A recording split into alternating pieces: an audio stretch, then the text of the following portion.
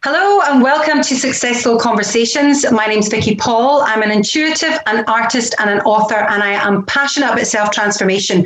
And I wanted to set up a series of conversations to help lift your spirits, to shine a light on some of life's big questions, and to interview people who have inspired me by their journey in the hope that you will learn from some of their wisdom and be inspired on your own journey to become who you were born to be. And I'm absolutely buzzed to have Camilla Sacre-Dallerup on today. So I'm going to be fully transparent. I never watched Strictly Come Dancing at the beginning. So I know Camilla from Instagram and from your meditation work and your more spiritual practices. But obviously when I started to tell people, you're never going to believe who I've got on the show. And they're like, oh my God, we're such a fan. So before I sort of jump in, we talked about this before we can record it. You have done so much. So most of you will recognize Camilla from her time on Strictly. Perhaps I'm a Celebrity, Get Me Out of Here. And those watching further afield, you're the head judge on Dancing with the Stars over in New Zealand. But you are a life and transformational coach, an NLP Master Practitioner, a Hypnotherapist, a Reiki Master, a meditation facilitator. You're an author of 4 books. You're a columnist. You've got your own amazing podcast. You're a dancer. You're a professional athlete. You used to do modeling. You were an actress. You were a presenter on the television. And you're a motivational speaker. And you've got your own business, Zen Me TV. Oh my God. Like, I'm just a human. Just a human. What is all that? Why have I been so busy? Welcome. Thank you. Were you always this busy? Yeah. And I don't know, I look back and I think, why didn't I just chill out? But honestly, it felt like I was on a mission. Mm-hmm. Mm-hmm. From when it was my competitive years. I mean, I begged my mom to ask my teacher to get special dispensation so I could compete at 6, although you had to be 8. Oh, for goodness sake. I just wanted to be...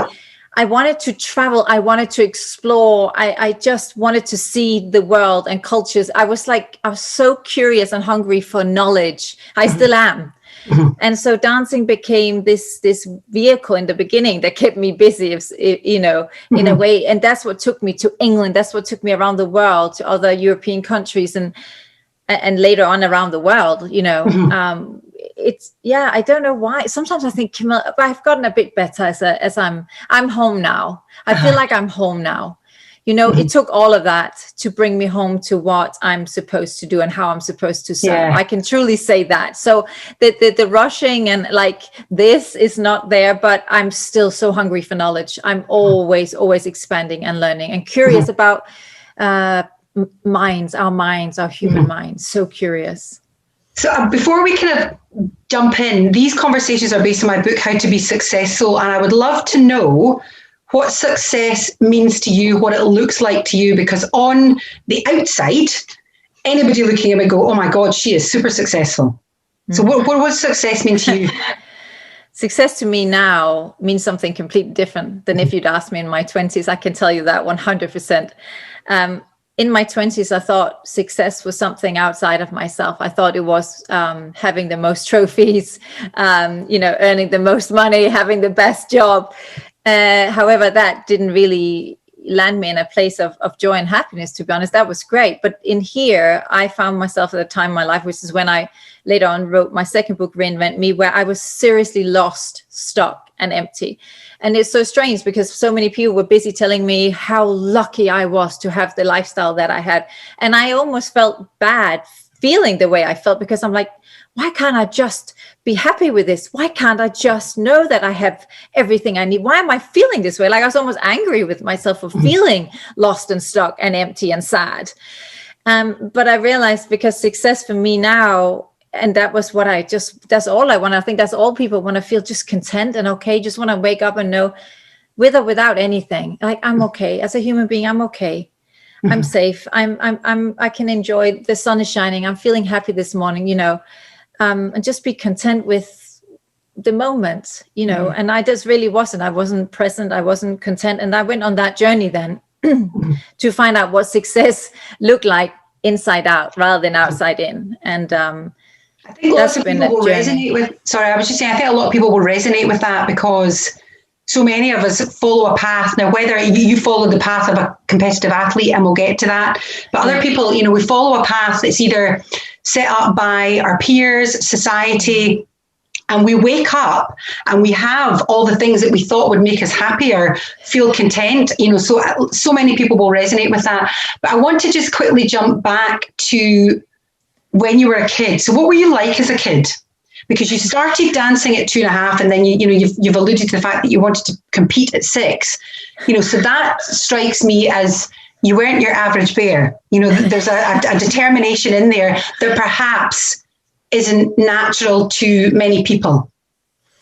Yeah, I'm trying sometimes to figure out if I was wanted to be disciplined, or I watched my parents be extremely disciplined because they were both self-employed, both had their own businesses. I watched them have to get up and do work even on days where they might not have felt like it, or it was a bad day or whatever. Like, I don't know. And my mom was extremely motivated and driven as a person. And so I'm wondering how much of that was learned and how much was that in me. I know I had definitely a thirst for learning and a curiosity, but the discipline, I think I might have learned. But I definitely learned discipline, because the only way that you become a champion isn't being the most talented, is being the most disciplined. Okay. And I would say that one thing of learning to be disciplined is something that I teach to my clients today, because you can do whatever you want to do if you're willing to be disciplined, meaning showing up on the days you don't feel like it. And I think it's interesting with culture nowadays. We can get everything at at the touch of a button. It arrives, within 12 hours. If we want to, whatever we want, we can kind of get instantly. And I wonder whether that level of instantaneous, aspect of life filters through to, people think that they can be anything, get what they want without actually putting in the work, and anybody, they talk about anybody, as a professional musician or a professional dancer, they put in a minimum of 10,000 hours, and that makes them an overnight success, So you were doing this from the age of 2.5 and competing from the age of 6.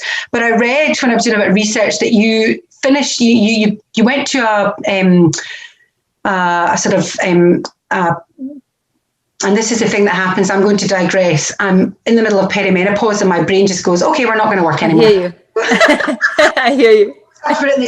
But you went to a dance school and then you stopped. You came out at the age of 19 and then took a business course to train to become an estate agent, which is interesting. Yeah. My sister's an estate agent as well, so she'll be like, "Oh, I never knew." So, all about what made you stop? Because that's a long period of life. So something must have happened to make you go, "Okay, I'm not doing this anymore." Yeah, I've always been an empath. Later on, I realized I'm a highly sensitive person, and I found myself in this highly competitive environment, which was really actually soul destroying. I really didn't enjoy that part. However, I loved, and you'll know this as an artist, right? I loved the creativity that came with the dancing. What I didn't like was the competitive aspect. And I felt that I'd gotten into like this, and people will probably feel the same sometimes in business, when you're just on this rat race of the next competition winning, and then you lost, and the disappointment and the politics. It felt like suddenly I was lost in this wheel of politics and who was winning. Like, it just didn't feel like I'd lost why I was there. Why am I doing this? Because I'm not excuse me, I'm not enjoying this anymore. My creativity has been lost. And so, sorry, I have a bit of allergy today, actually. Everything is blossomed in LA. And so I just thought, you know what, that's it. I can't do this anymore. And I stopped dancing with the partner I was on. The whole thing was just like, come to a stop. And I thought, I don't want to do this anymore. I don't enjoy this environment, and I can't find the love for it anymore. And that's why I walked away. And I still have a passion for real estate to this day. And I've made many different investments from what I've learned through life because of that. But can I just go back to when you said about, people think that they can have anything they want and so forth. And I teach this principle. I just want to be very clear that it might look glamorous what I've done in my life, but I can just assure you, and my mom is always busy telling me this, I have had to work so hard for every single success I've had. Just hours and hours, and the 10,000 hours of everything is definitely for sure. And as you know, as an athlete, it was just It was more losing than it was winning. Mm-hmm. You know, the wins came, but gosh, there was a lot of losing on the way, you know. Mm-hmm. I just want to be clear on that. Yeah. And I'm glad you did that, because this is very much about the essence of what I'm doing with these conversations. Is I think a lot of people think that, you know, particularly from a spiritual perspective or an awakening, or you can change your life. And yes, you can do all these things and you can manifest, you know, what you want. You've got a book that talks about dream, act, believe and succeed, which we will get to. So you can have all these things, but it is not, you know, easy. And half the time you don't get it. You know, you have to put in a shitload of work, and there's a lot of tears. There's a lot of loneliness. And it's not for everyone. It's not. And you said something very important, that there's a lot of loneliness. And I see this too, when people go through a spiritual journey, you know, there's a lot of sacrifice, losses and loneliness too. Because when you change, the things around you change as well, the people you connect with. So it can also be a really scary and lonely journey at times to go on these inside out journeys. Mm-hmm. And it's interesting because you seem to combine, and this is what I wanted to have a chat with you about, because a lot of the work that you do now is revolved around the mind, you know, from the NLP point of view, hypnotherapy, transformational and life coach work, that tends to work the system. And you've got a 7-system mind method that's about healing the subconscious and sort of layering that with the conscious path of what you want out of your life. But you also work, you know, you're a trained Reiki Master, so that's working with energy. You talk about being an empath. These are very spiritual practices. So I'm very much of the spiritual vein, and I feel for what works for me, if I get myself into sort of the feeling side of things and into the body and connect with energy, that's how I make shifts and change in my life. But it seems that you do both. So how does that work? Because one, they're obviously not mutually exclusive, but you know, a lot of people that work, particularly NLP, is a very structured process, and it's about retraining patterns of belief. How do you marry the two together, or do you keep them quite separate? It depends on the client, really. I don't think they have to be separate, because I feel like sometimes I'm a little bit of a bridge between what you just mentioned about the mind and the practical and over to the spiritual. So sometimes my clients will be open to a spiritual journey, but don't even know what that means yet. But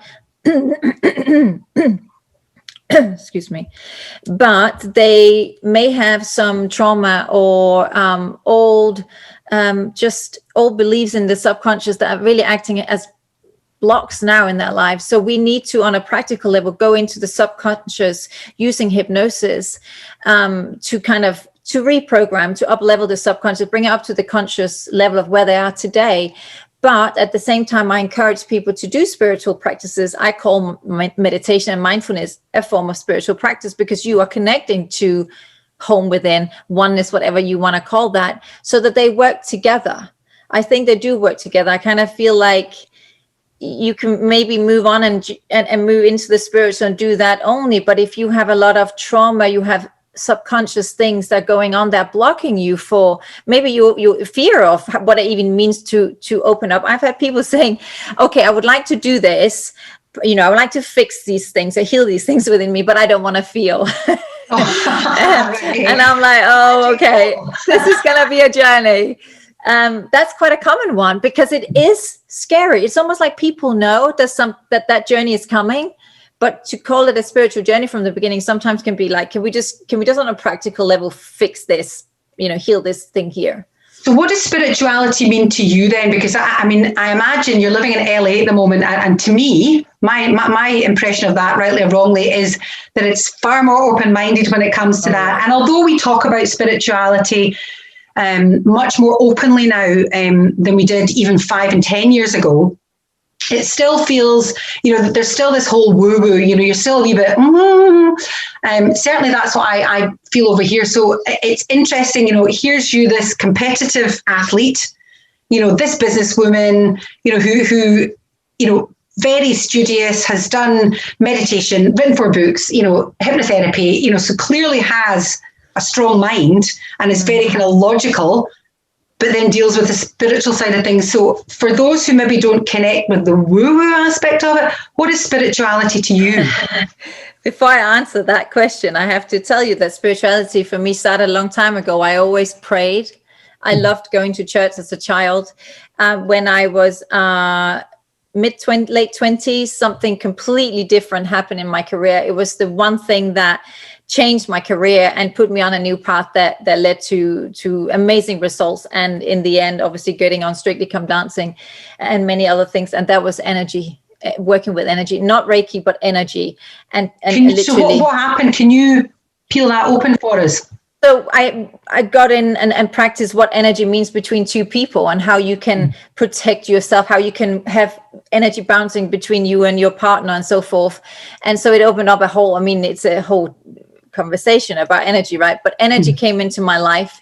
And at the time I was traveling a lot through Asia as well. And I felt like I was opened up maybe to chi, words like that and like the whole energy. So energy became, I was already, I think, subconsciously aware, but it was brought into my life like, wow, okay, here we are. This makes sense. So even before then, I'd always been studying the mind, worked with very practical mind coaches like sports psychologists and visualizing and so forth. But when the energy dropped in, I was like, here we are. Wow, this is it. Really? Like I could feel, it changed everything for me. Mm-hmm. And so when you say, what does it mean to be spiritual? I'm a spiritual being who's having a human experience. Yeah. It's not, that's it basically. So I personally can't deny that. Like I can't. I know I've know too much and I've seen too much. Yeah. And so I know, and I don't take credit really for most of the things I do, because I'm a vessel. I'm a channel. I'm here to serve in the way I can. And at my book launch for It's Not Just Me, there was a wonderful client of mine that stood up and did a speech for me. And she actually said something, and that was probably the most important thing that anybody could have said, was that Camilla's work, when you work with her, is never about Camilla. It's about you as a client. And I think for me, that sentence sums it up, because it's not me. Like, I wish I knew all this stuff, you know what I mean? But I feel like you would use the word download. That's how I feel. I download and I serve what's here. And that's why, just going into something like social media, I cannot be on a set schedule. And I know people like Marianne Williamson has talked about this, where people are like, Camilla, we need your speech, for next week. We need it now. And I'm like, I'm sorry, the speech isn't ready yet. It's not come through yet. Like, I can't give you that. And this might sound really woo-woo to people, and I'm sorry for that. But that's how it is. Like what I've shared in my books, I have kind of connected it back to my own stories and other client stories who kindly shared their version. But it's not me, like little Camilla, from Aalborg, saying all of this. It's whatever I'm here to share and whatever is coming through. Teach me what I already know, they say. And I kind of think there's something in that. Mm-hmm. And I 100% agree with you. My book, when I wrote it, and in actual fact, somebody was interviewing me about it on a podcast, and I had to go, oh my God, I don't know the answer to that question, because, and I say it in the beginning of the book, my story's in there, but I have no idea about it. I don't know where all the stuff came from. It just came as a download and came out. I'm kind of a bit like you. A bit of a free spirit. I don't like to have strict rules, which is why I've always worked, for myself. I like the same. I feel like I'm going to create now, and I don't feel. I feel I want to be logical and do all the admin today. I don't have a structure. And this is why it's so important, for anybody that's listening and watching, is that you have to know what's right for you. Yes. Guidance from other people, and read self-help books, like what you're producing, or any of the books you can find on a shelf. But, disagree with it if you want, if you think, don't believe that, but take from it what connects with you. Yes. And I want to, I can't wait to read your book. I got it, and I will read it before I have you on my podcast. I want to have a painting class before then. Anyway. I will. Yeah, definitely. And I have to say, I'm still going, your book, you very kindly sent me, It's Not You, It's Me. And I have to say, it is the most thorough, deep dive self-help book that I have read. And I've read so many different types of self-help books, but it's and I'm saying this, and this is a compliment, it is not for the faint-hearted. It's for people who genuinely want to make a change, because a lot of people, I think, and you'll know this as well, get on the self-help hamster wheel where they just read a book, and it's like, hold on a second, you want to read a book, and for the book to actually change something in you. And that's what was always so important for me about the book, when I wrote my book, is I want people to read it and I want them to go, okay, I've up leveled and I'm now going to spend a bit of time at this level, rather than go, okay, well, next. So on the self-help book, you said when obviously things change when you're in Strictly and you decided, that's it, time's out. You turned to a lot of self-help books. So I'd love to know what was the first one, if you can remember, what was the first one you read? I can. Well, I've read so many, honestly. I mean, I have, I'm just seeing, where is the one I want to show you? Where is it? Because I got it right here. Or have I lent it out? This one has been lent out so many times. Where is it? I've read so many. Probably the first motivational books that I read. Where is it? No, it's not there. The Celestine Prophecy. Oh my God.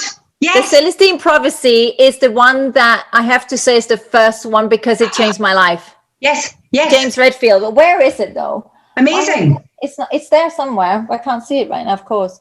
Oh my God. Yeah. It might be out with a client. I can't tell because sometimes they grab a book and. However, it changed my life. Yes. I will say before then, Tony Robbins as a motivational teacher, not spiritual, but still kind of similarities. I get it opened up my mind and it helped me train my mind a lot. But Celestine Prophecy, and you know what the magical moment for me was before lockdown. I think it was January. I was speaking at an event. Would you believe this? I mean, honestly, that book was just so important to me, so important. And I went to speak at an event by the LAX, by the airport, about my book. And I looked at the schedule, and the day before, one of the speakers was James Redfield. And so I got to go and listen to him. Oh, my goodness. You know what? If I can just say one thing about him was no ego. There was no ego. And he was telling the story about how he wrote the book and everything. And I went up and I said, I just want to thank you for writing the book. It changed my life.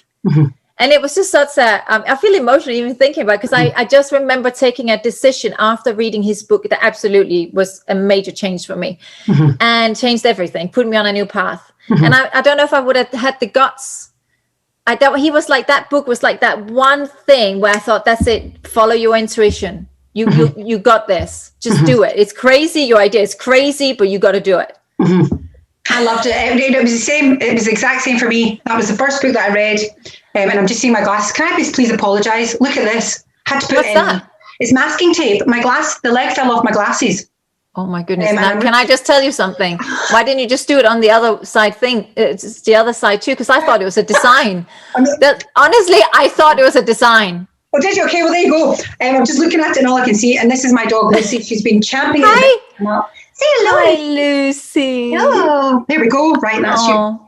Ours is recovering upstairs from being stitched up. Our puppy, he pulled or he scratched. Well, not scratched. He cut himself on a fence at the dog park. So I was a mess. Doggy mommy on Saturday. But he's all stitched up and good.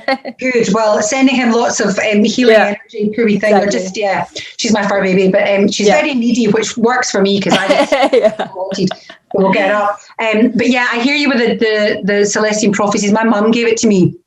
And I remember reading it, and it was, as you say, it was just, I almost felt a sense of kindred spirit about it. I felt, okay, so this is who I am, and this is what it's all about. But for me, it was the soul groups, and it was about picking your parents and coming into this lifetime to go through certain experiences, because I was quite badly bullied in school, in primary school and secondary school, for whatever reason, and if any of the bullies watch this, you can email me and tell you, but anyway, that was part of my journey. And I really it took me years to understand what that was all about. And there was a lot of blame, because I think when you're not connected fully spiritually or soulfully, there's a lot of blame. Everything's outwards. Like you said earlier on, you talk about success and you look for it out of you. And so many people, I feel, look for answers out of themselves. And as Rumi said, everything we seek outside is inside. Totally. And that really just penny dropped for me. And I took responsibility for all of the circumstances that had happened for me. I mean, at the time I used to think it was to me, but now I know it was for me. So if you haven't read James Redfield, The Celestine Prophecy, do it. It's amazing. So that is wonderful. And that's how old were you when you read that? I'm curious, because I found that many of the people that I've given it to, just subconsciously, they've been about 27, and I was 27 when I read it. I read it younger because I'm a year older than you, but I read it, I must have been 21 or 22.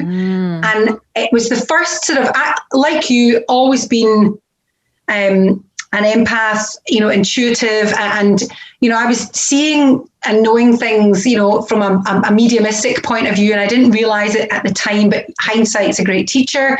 And I remember that was the first thing that kind of set me on a woo-woo path to go, okay, well, this has a system and a structure and a process, and let's see what this is all about.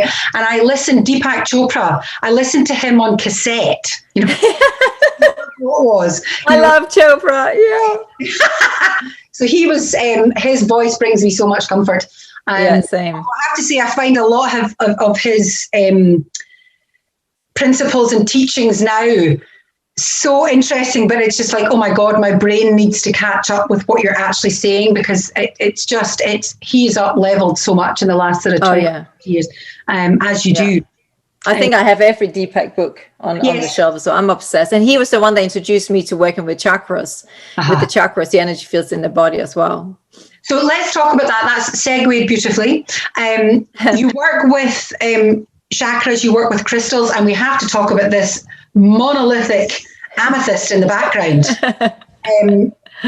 How did you get into that? Have you always worked with crystals, carried crystals? How does that all work with you? And do you use them with your clients? So this is interesting, because comes back to you, what does it mean to be a spiritual being? So, this is where my two worlds, kind of does this sometimes, because I say plan, be specific with your goals and all that. But then I also go, say that or something better. Always be open to the fact that the universe may have a slightly different plan. Love it. Right? Because I went to write an article about a wonderful lady who's later on become my just friend and mentor and business partner. We work a lot in business together. But I went in to write an article about her studio called Unplugged Meditation for my column in the UK 6 years ago. I walked in through the doors, and at the time I wasn't teaching chakras yet, and I wasn't teaching crystals. Granted, I had a passion for chakras. I was using it for myself, and I would have, crystals in my pocket. I've had crystals given to me since I was 16 years old. That's when it started. My dance partner's grandmother gave me my first crystals, and then my mother and so forth. Yeah, they just came into my life. Funny. I mean, not funny, but obviously, right? That's how it began. But for me, that was still a bit woo-woo, especially as you said before. My approach is quite practical. I'm quite like mind, and I like the research, and I like all the kind of, to be practical with it. So I go in there and I talk to the lady who owns it, and I literally have this feeling of, oh my goodness, this is like my home. Like I've just found my home in LA. I can never leave here. This is it. And I said to her, I know this might sound slightly strange, but I think I'm meant to be here. And then we just met, and she's like, okay, like, because it's such a popular place. Everybody who is in the spiritual world wanted to teach there. She had a wait list so long. And she's like, okay, well, there's lots of people that want. I said, no, seriously, like I'm meant to be here. She was like, okay. So anyway, we didn't work out that day. I went home to my husband and I said, I don't think she heard me. Like, I think she didn't understand. And I'm sure he was thinking, what's happening here? She's slightly crazy, Camilla. Like, what's wrong with her? I was like, I need to be there. Anyway, I kept going back a few times. And in the end, she sort of went, okay, fine, audition for me. Because I might have an opening. She had one class. She always says this now. She fired herself to hire me because she had one class left that she still taught, and that became mine. All right. But anyway, I ended up working there. Then what happened was that the lovely lady that was teaching the chakra classes, she said, I'd really love for you to study up on the chakras, because I know you have a natural passion for it. So I think that you're meant to be doing it. And I was like, oh, no, I don't think I'm meant to teach. I do the kind of things that was aligned with hypnosis, which was like deep relaxation, de-stress, confidence. I did all the themes that I knew of, from sport. And she's like, no, I really feel you'll be really helpful for me. And I really want to pick you to be my sub when I'm not here. And I was like, why me? Like, so I thought, well, she's so lovely. I should do this. I should look into this because I want to help her. I looked into the, teaching it. And before we knew it, I was teaching the chakra class. And it was just sort of a natural thing that people were like, I'm so glad you're teaching the chakra class. It felt like natural. Mm-hmm. Then one day the crystal lady who taught the crystal class wasn't there. And there was like a bit of an emergency, right? So Susie, my boss, was like, Camilla, really need help. And I know you know so much about crystals because you love them. I said, yeah, but I'm never meant to teach them. Like, what? She said, please go in, old client. We don't know, there's nobody here. She can't make it. She's stuck on the freeway. I was like, well, I have to go help these people. So I went in there and I taught this crystal class, and I walked out and I said, and it's clearly the universe is guiding you every step, but I was denying it. I walked out and I said to Susie, listen, I'm happy to help, but don't do that again. Please, like, don't do that again. Because that's not what I'm meant to do. Mm-hmm. And she's like, really? You sure about that? And I was like, definitely not. A course dropped in with crystals and aromatherapy and Reiki tied in together. And I already had the Reiki. So she thought, oh, she might like this. So she placed this course in front of me. So doesn't this sound like your kind of thing? It's crystals, the aromatherapy that you love, and the Reiki all in one. And I was like, that does sound interesting. So I took the course. Well, the rest is history. I've worked with crystals ever since. I love working with crystals. Mm-hmm. You know, I never pushed this upon anybody because, as you could see, I had resistance myself. Which is interesting. And it sounded woo-woo in the beginning to me, but now I've seen too much magic to deny it. But I love that I don't love that happened to you, but I love that you're sharing that, because I think a lot of people feel that, their path is going to be this kind of, it's going to be obvious. It's going to feel like, oh, that really connects with me. That drops in. I can totally see myself doing that. In the case, it's not always the case. No, because we have resistance. Because we have what we think we should be doing and what we actually should be doing. So don't get me wrong. And this is what I said at the beginning of this. It's a minefield. It is not for the faint-hearted. And I also love the fact that you still, with everything that you'd achieved and with the profile that you had and with all the trainings, you were still going, hello, me, pick me, and kept at it. Yeah. And that I was unknown. Nobody knew anything about me when I came here. And I also practiced not telling anybody for 1 year what I had done before, because I didn't want to be known for Camilla the dancer. Yeah. I wanted to be known for what it is that I do. Mm-hmm. So that beautifully segues. So, and we're kind of jumping about a bit, but these things flow. You were dancing, hugely successful. Everything was going swimmingly well. And then something happened. You decided, right, that's it. I'm not going to do this anymore. You can talk about that or not. That's not really what I'm everybody knows the story, but it's more the case of, it's kind of like, okay, professional athlete to meditation guide and life coach. It's kind of like, oh my God, completely polar opposite.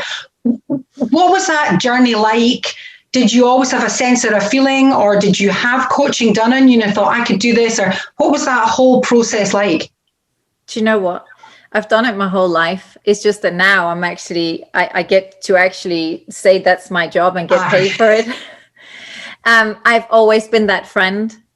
Since I was 16 years old, 18 years old, I used to, and actually a friend of mine told me she still has the letters that I used to write her. I used to cut out quotes and send them to my friends. I used to write poems, letters, like even through business school, one of my friends would always come to me after she'd been to see the psychologist. She said, can you just talk to me? Because I always feel like I can make sense of everything once we've spoken. And I was always doing this, but through dancing, what I realized through teaching other people is that I really didn't care about the steps, because I knew that it didn't matter how much they could nail those steps. If this was not in sync, if there was blockages in the mind, or they didn't feel worthy or enough or confident, they weren't going to nail it, no matter how much they practice. So I always felt that when I was coaching clients in dancing, I wanted to make sure that they were going to be okay on the day.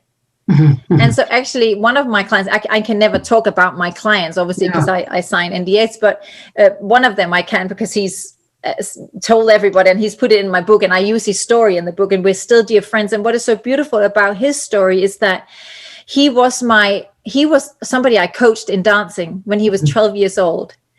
I am still his coach till this day. And this is many years ago, as you can imagine. And now we ended up landing the job as judges on Dancing with the Stars in New Zealand next to each other by complete fluke. I was his dance teacher that became his mind teacher, his life coach later. So but he would say to you, but that's what she's always done. Because if there was drama in their dancing or whatever, they would call me in to help them align their mind so they could be mentally ready for the competition.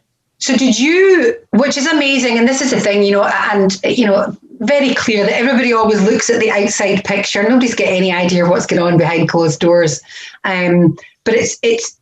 Did you then, with that in mind, were you pretty calm when you went on and did live television, or did you have to use your sort of techniques to help with the nerves? Did you help any of the other competitors? Yeah, I worked through the entire time. Well, through most of the time on Strictly, I worked with a coach that I still work with today. I worked with someone to help me frame my mind, because I think that sometimes, no matter how much we know, we need someone to hold the mirror for us. Yeah. And so I guess I treat anything I go into, and that's what I teach a lot of people in business now, that, an athlete doesn't just go in and go, oh, well, now we're here, let's see what's going to happen today. You go in prepared. So I treated the show, the Strictly Come Dancing, in the same way. And I helped so actually I felt on show day, I couldn't afford to feel nervous, because my job, I was hired to be the one that would steady the celebrity, right?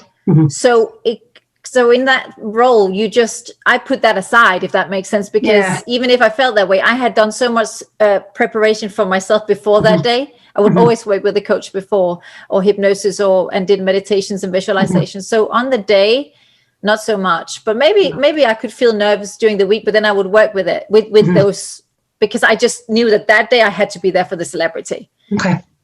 So from a mind point of view, and I'm kind of leading to the question that, so many people have, thought patterns that are ingrained in them from, their peers, their own negative chat, their parents, just life circumstances.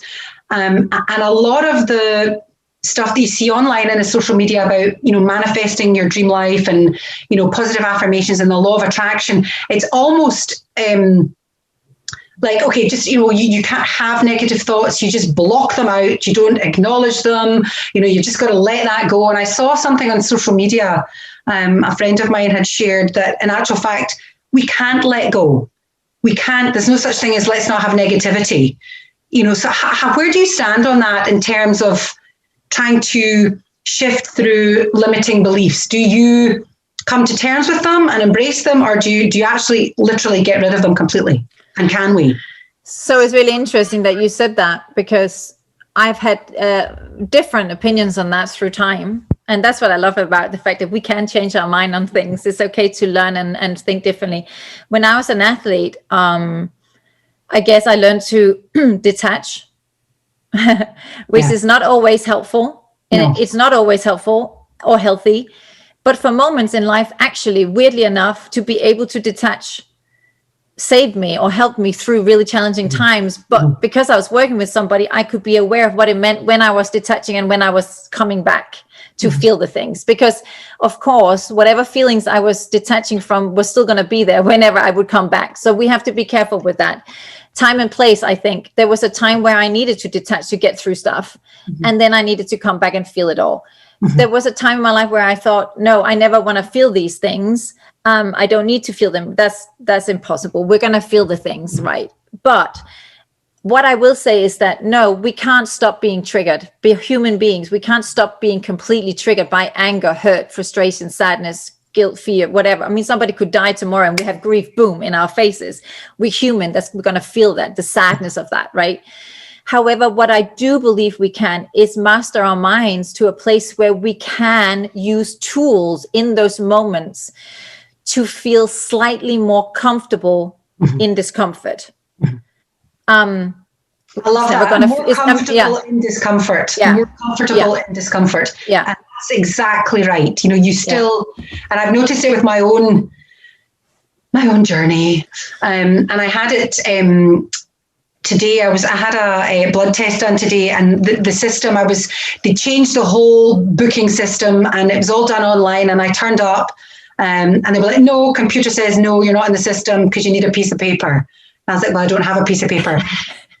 and I get really irritated by the whole thing. And I was like, well, what do you expect me to do? I've come here, I've been waiting for this blood test. It takes weeks to get an appointment. I need the blood test. And I was getting myself all worked up, and she was like, well, I can't do anything about it. You're going to have to get the piece of paper. So anybody try calling a doctor on Monday morning at 8 o'clock, it's never going to happen. So I ended up walking down to the doctor, picking up the piece of paper, and the woman said, yeah, it said on the email that you had to come and pick up the piece of paper before you went into the doctor's. So I had offloaded all this irritation, and I was walking to the doctor saying, what is it about me that I get irritated with that? Because normally I'm really calm. Yeah. And that was not really, it wasn't a great exchange with the, person. It's not her fault. Yeah. Why did you get irritated? And I was like, because it's injustice irritates me. And I'm going to be fully honest, incompetence irritates me. And I laughed because it was my incompetence that created that situation. And it's just, as you say, we're always being shown mirrors. Anytime you find this challenging circumstance, whatever it may be, that was just, in my wee world, that's what happened to me today. I was like, hold on a second, you've got some work to do there. Yes. You looked at your triggers. Yeah. And that's good. That's healthy awareness, right? And that's healthy too. But it doesn't mean that you didn't get triggered. No. I mean, of course. I mean, we're human, right? You feel irritated in that moment. But it's what we do with it. Yeah, what we do with it. Yeah. And that's it. I think, a spiritual path is not a path that fixes you, because let's face it, you're not broken in the first place. All it does is just make you more and more and more and more and more aware, so that when you hit roadblocks or hit stumbling blocks, you can actually take a step back. You react, but you can take a step back. So it's interesting that you agree. And I also love the fact that you're fluid with it, because, it has to remain fluid. The more we learn, the more we open up, Totally. It's good for us, and 1 minute it's not. Totally. But you know what is interesting? When I think I was probably 17, 18, I came across a quote, and I till this day, it has stuck with me, and it's very appropriate with what we're talking about. It said, you cannot stop the birds of sorrow flying over your head, but you can stop them from building a nest. My God, that's just made me emotional. Mm-hmm. And it doesn't matter if it's sorrow or frustration, like it was today. You literally had the bird of frustration poop on your head, right? And then we're ridiculous. Like, and then you're like, you know what? You don't. I get it now. I get it. I'm frustrated with myself. Okay, I get it. Okay, now you can move along. Thank you very much. So true. That's just honestly so true. Interesting. Yeah. That's lovely. I've just had a wee moment, because we had 3 miscarriages, and I don't know if you can see it. Oh my goodness. And that it's funny you said the bird of sorrow, because I come into the downloads. I was lying in bed and I was like, I want to get a wee tattoo, just as a wee something just for me to remember. And it came into my head, have a swallow. And I was like, a swallow? That's what sailors get, for Christ's sake. I'm not getting a swallow. It's pretty, yeah. And I Googled it, and apparently back in the day, whenever it was, hundreds of years ago, sort of myth used to say that swallows used to carry the souls of lost children. Oh my goodness. And I was like, oh my God, that's just, it is swallows. There you go. And I say this just share, because obviously we talked about the bird of sorrow, but also stuff comes into your mind. That's your intuition talking to you. Random stuff. And I'm so passionate about helping people to recognize that they have, it's not their 6th sense, it's their first sense. It should be first in the queue. Your intuition, your body, your soul, your spirit is always trying to communicate with you. We just live in this world where we're so, out there, totally driven by the sort of the material and the touchy-feely. Even, I've really noticed when we're on our phones, it's almost like we're sucked into the, like, energetically out of our own feelings. And so that's even something to acknowledge really as well. And I think, and I'm sure you get similar feelings too. Like because of meditation now, I'm very aware that when I'm with different people and feel different energies, that I can be like, oh, I feel a funny energy right now. Like, what is this feeling? I had this recently when I was with somebody, and I was like, it's almost like a sadness. Like I'm having this conversation, almost like a meditative experience, but I'm observing what I'm feeling. And I'm remembering Deepak Chopra's words when he said, you know, we have 60 to 80,000 thoughts a day, but many of those thoughts are not yours. And I love that, because we do pick up things from the news, from other people's posts, from other people's conversation. And suddenly we have some feelings where we're like, I felt fine a minute ago. Now I feel drained. What's happened in the meantime? Absolutely. You think about it. I mean, probably 95% of our thoughts are not our own. You know, they're learnings from, you know, your entire lifetime. I mean, who has an original thought? I mean, literally, original thought. You know, which is why it's brilliant that so many people write self-help books, because there's, you know, so many different ways of saying the same thing. And I want to, you know, you've got 4 amazing books, but I want to talk about the Dream, Act, Believe to Succeed. Yeah. Kind of, for, you know, people watching this, we all want to be a success, and whatever that means to you in your own life. There we go. Beautiful. Yeah. Vicky, this was my first book, just so we know. So I've written 3 books. This was my first book that became the 4th book, because it's upgraded now. It's got a new title and another chapter. So I've written 3 books, but this became the 4th because it was reissued with the cover I always dreamt of. So just to say that, you know, when we talk about things being easy, I didn't get the front cover that I wanted to present 6 years ago, but I got it this time around 6 years later. Yeah, which is interesting. If you are going to write a book, that's also a journey that's not as easy as you would expect it to be. So what do you mean by Dream, Act, Believe to Succeed? What does that look like for the general public, for anybody listening and watching? What's that process? So, and I was just talking to a friend about this yesterday. So I always have like a notepad. I've got a notepad right down here next to me, you know, like ready to go with ideas, right? Just like you get an idea. You don't even know why you have that idea at first. Like when I first got the idea of write a book, because the pain you felt might help others. Like that's literally how my idea started. So I wrote it down. I didn't know that it was anything more than a dream. And then, you kind of going to work through, can you believe enough in yourself that you can like do this? And how would you do it? So practically you have to figure out, how can I do it? Well, practically, as my husband kept telling me, just start, Camilla. That's just a joke between us, because that's what I would tell everybody else. But he was my voice of reason, right? So he would say, just start. So I call it, I vomited basically on a page. Like I just wrote. I didn't judge what I was writing. I didn't judge the order. It was just write every scenario I could think of that I wanted to share. I didn't know how to write a book, so it took like 3 years in the first time.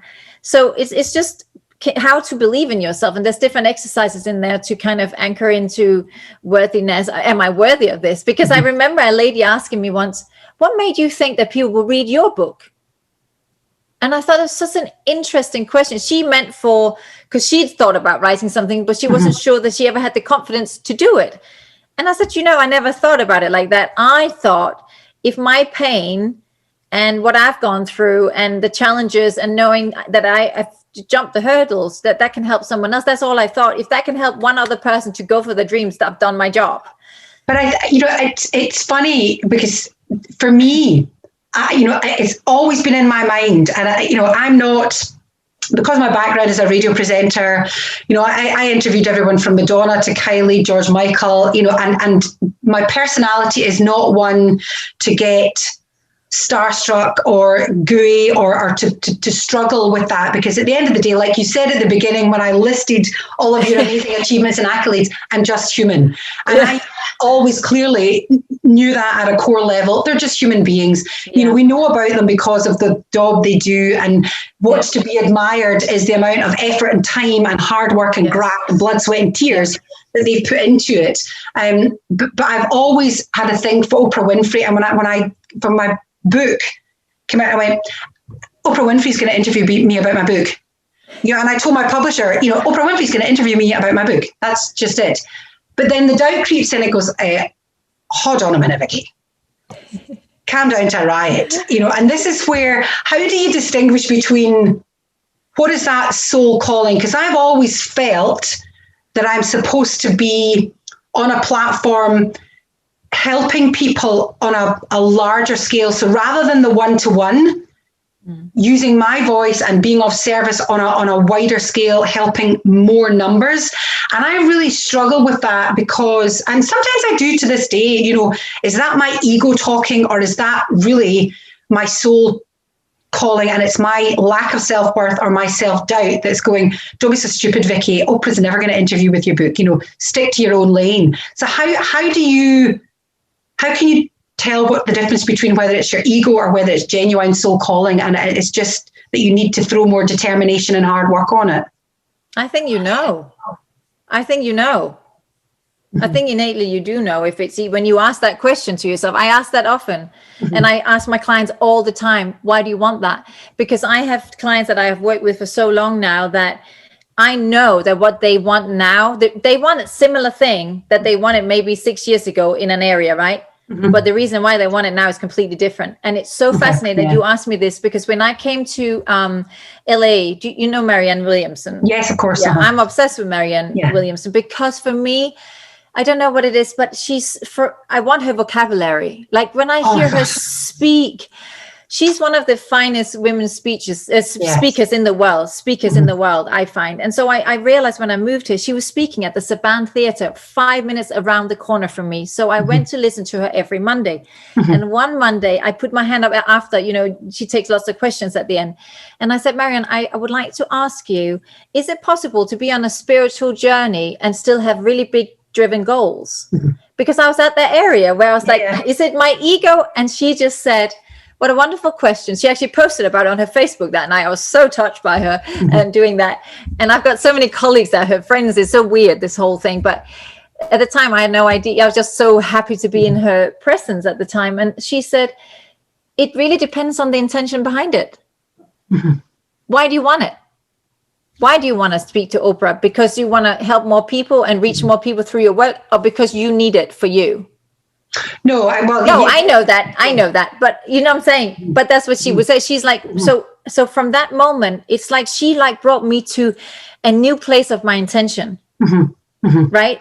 So it's not, I always say to people, remember the law of giving and receiving. We keep asking, what do I need? What do I want? That's fine to ask that. But remember to ask, what can I give? Yeah. Because we put ourselves often in a place of being powerless. We think somebody else, because they're seemingly on a bigger stage or on a pedestal, we put them there, but we need something from them. Maybe it's something you're giving that they need.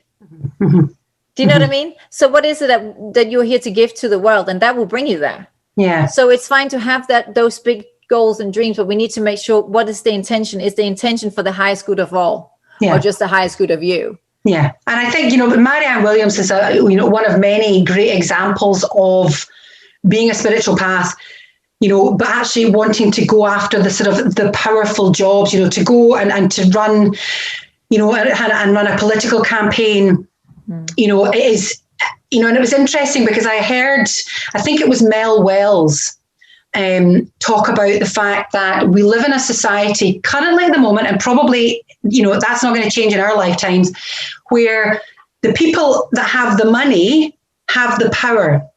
And unless, the people that have the money are, empathetic, compassionate, altruistic people, does that power and does that money help society? So surely, if you come from a place of compassion and empathy and you recognize that you are here to serve, there's absolutely nothing wrong with going after the material side of things, because what that does do is get you a seat at the table when you're then in a position to create change on a larger scale.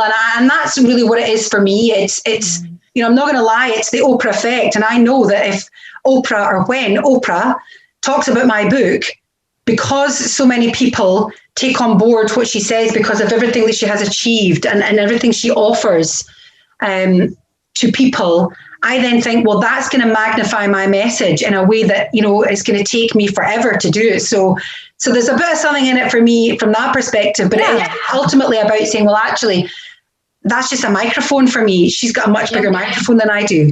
So there's highest good for you and for all. Yeah, absolute.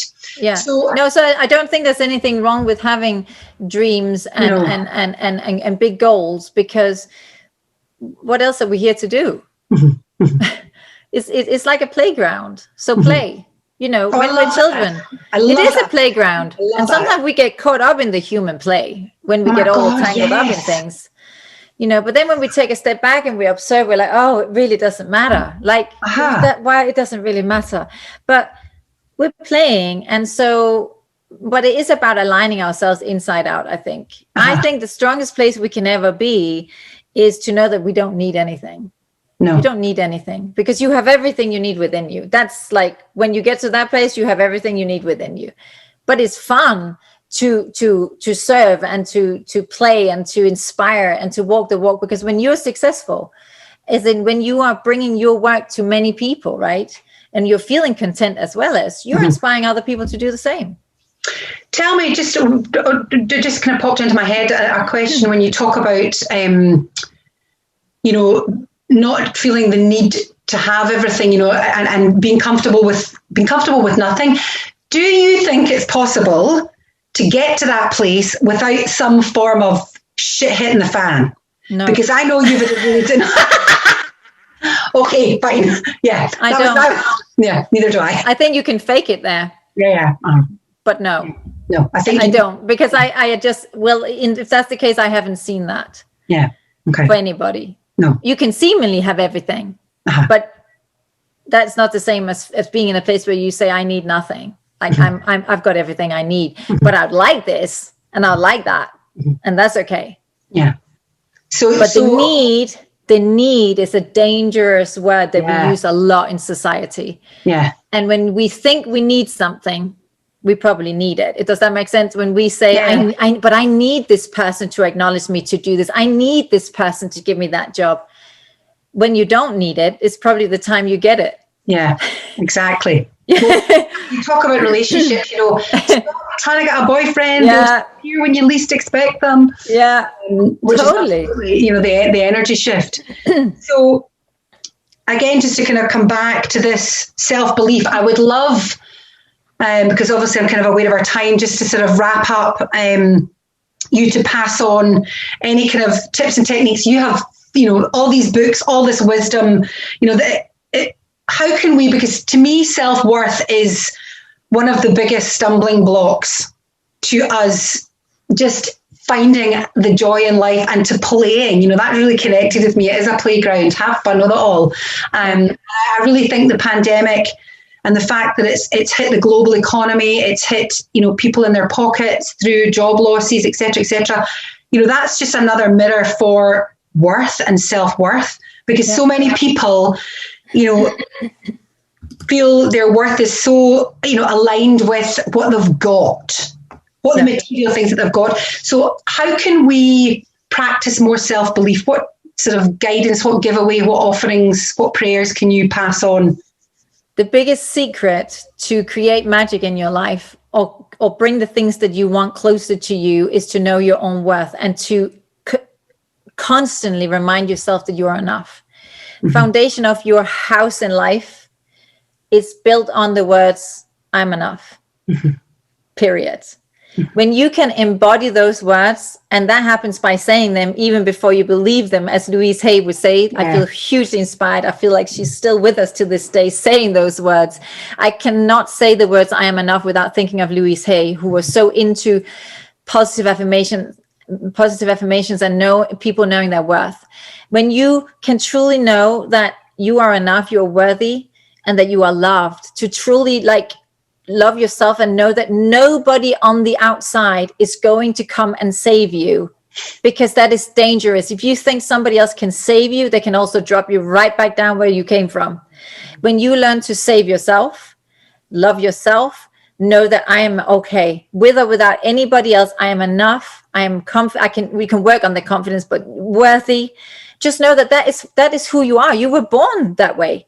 We have gone down different paths and way off road on that one. I did it too. I went way off road thinking that somebody else was going to come and love me in a way I was not willing to love myself. How on earth is that possible? We cannot give away what we don't have, right? I could never give away what I was expecting from someone else, so that was never going to be a match.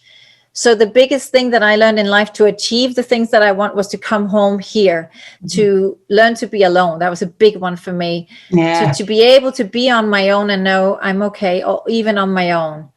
I am loved. I am enough. I am worthy. When I started to embody that, things just changed in my outside world. Opportunities started to drop in, different people, different conversations. My husband now, like, who dropped it, like it's just different things, because I was whole on an inside out level. And that, so when we think we need to like goal set and we need to do all these things, but it starts in here. And then know that you are allowed to dream through the glass roof that you may have put above your head, that someone or whatever has said one day, that's your place. Says who, right? Bust right through that into the infinite possibilities. When you meditate, dream and go wherever you need to go. I am living in California now. Yes, it took a lot of work to get ourselves here, and I still pinch myself some days thinking, wow, I'm living the life that I dreamt of, that for so many years was just something I thought, wow, I'd love to live in California. Wow, I'd love to walk along the beach. But I'm grateful. Know the power of gratitude. It can build our brain in a way that can support you beyond what you think is possible. Gratitude is the key. And I remember reading that in a sports book, actually. You have to be grateful for where you are in this moment to be able to jump to the next level. Find everything you can be grateful for every single day. It affects your brain. And you can dream those crazy dreams, and you can do it if you are willing to apply yourself. But it's an inside job. Everything is an inside job. Perfect advice. And you're absolutely right. I tell clients as well, gratitude, and even when life is so bad and life feels so tough and you're going through the mire, you can at the very least have gratitude for being alive. If that's all you can squeeze out in the day, at the end of the day, and when you wake up in the morning and you open your eyes and say, thank you, I am alive. I feel grateful to be alive. That is where you start. So I'm a massive fan of gratitude and how that can impact on your life. Do you know what it's been? Vicky, just to finish on that note of gratitude, I watched my dad pass away with cancer at 82. And it was a very painful experience for him at the end. It was for all of us to watch. But you know what? He was to the end grateful. And I know it's the universe showing me what that looks like. Grace and gratitude right to the end. So grateful. And I just thought, wow, even through pain, you can be grateful. Like this is like the biggest kind of, it was amazing to watch.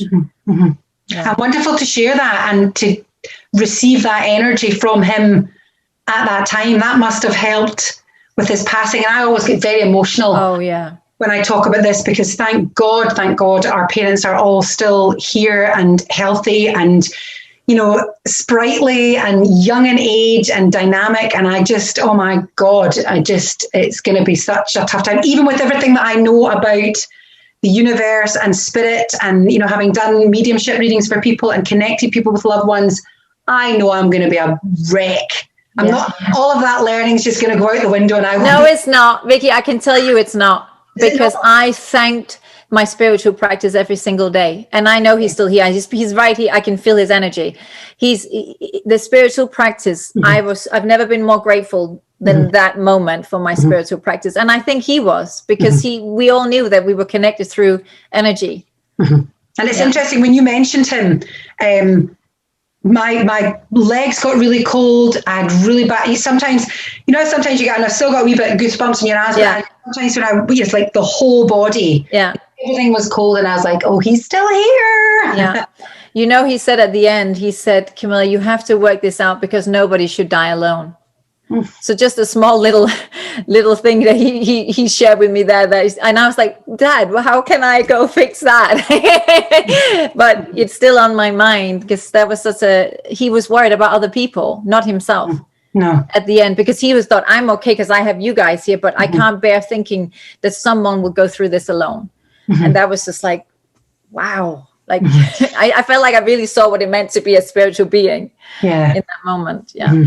Oh my God. And there's this, It's so true. So many of our biggest lessons and the game changers in our life are born out of challenge and difficult times and really heartful, emotional times, and I, this is why I love having these conversations. And I just want to thank you so much for sharing everything that you've shared, for being so honest, and just passing on so much amazing wisdom, because I think it's so helpful to see and to share stories from all walks of life, but especially, people who have achieved, what one would see, perceived to be, they've got their life sorted. I mean, God, look at all the things that they've done. And in actual fact, it's just not, life is not, everything that you're going through, whether you're a cleaner, you're a nurse, you're a doctor, you are unemployed, doesn't matter who you are, every single person on this planet is going through the exact same things. It's just in a different way and a different level. So,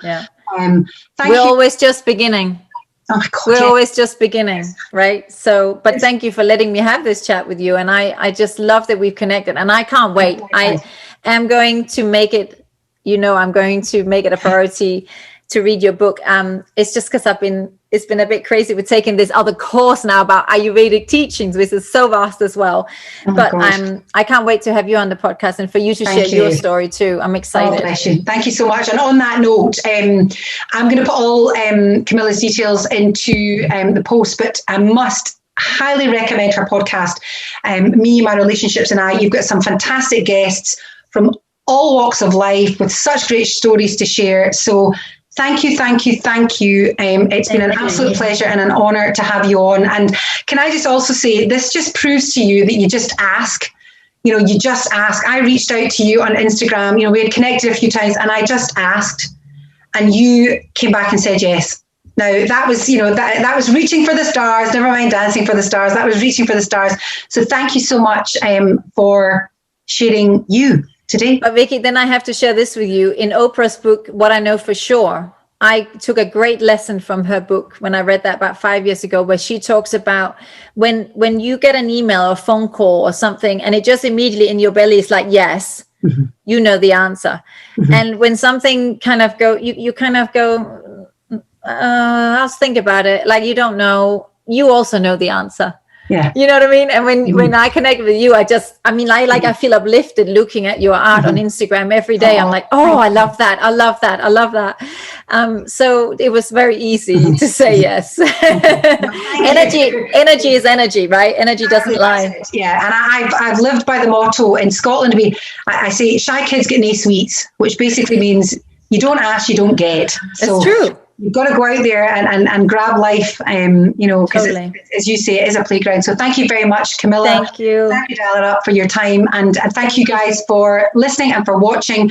Please share this with anyone you think would be interested. Please make sure that you subscribe. And if you want to check out any of the other interviews I have, they're on my website, vickypaul.com. So thank you very much, and enjoy the rest of your day, evening, week, month, wherever you are. Much love.